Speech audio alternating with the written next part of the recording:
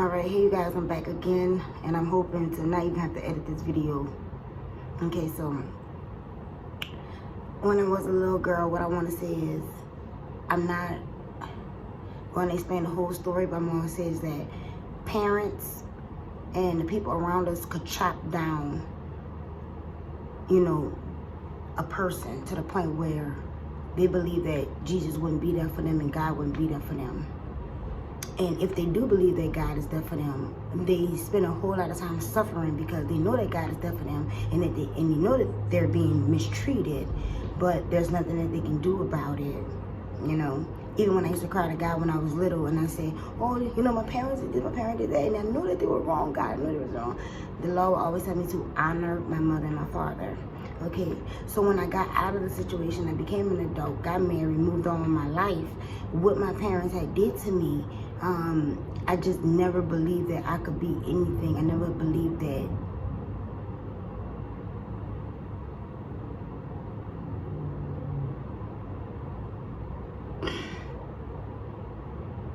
they didn't have much faith in Jesus, so I started not having much faith in Jesus, and I just went about my own will. So all I want to say is that it's not good to chop children down or chop people down just because possibly you feel down about something. Never squander a child, ever, because you don't know what you could be missing out on, and God is watching that child.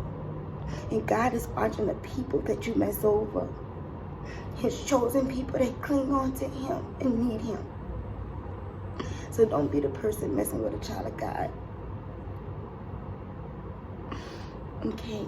And if you are one of those type of people, you need to really, really bow down to Jesus. You need to go find Jesus. You need to cry out and find Jesus. Now we're going to move on to what happened, because after a child of God is pushed so far, and they keep it in their heart, they keep it in their soul.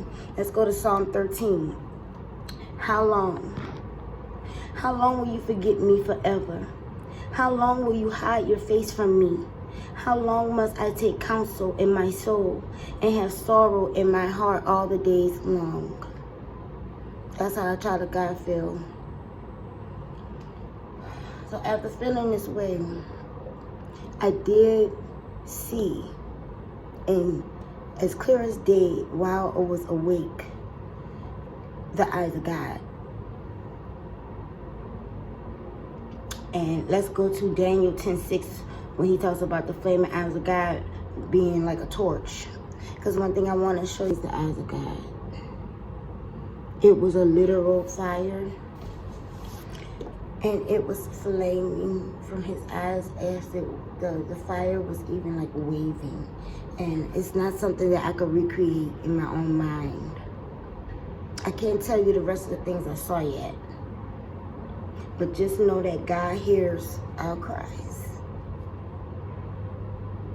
And we just ask, how long? And I'm not going to be crying up on him. So y'all have a blessed day. And y'all remember to stay prayed up. Repented and prayed up, children.